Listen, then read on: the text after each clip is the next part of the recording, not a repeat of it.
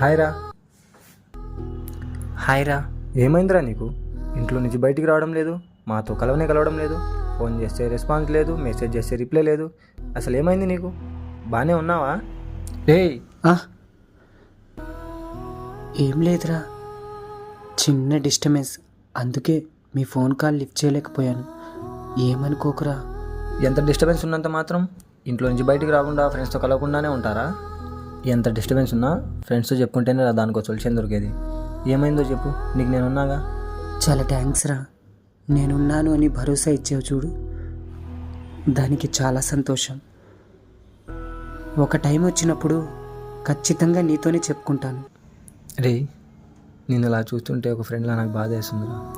నీకు ఎంత డిస్టర్బెన్స్గా ఉన్నా, ఎన్ని బాధలు ఉన్నా, యాజ్ ఏ ఫ్రెండ్గా నేను నీకు ఉన్నా.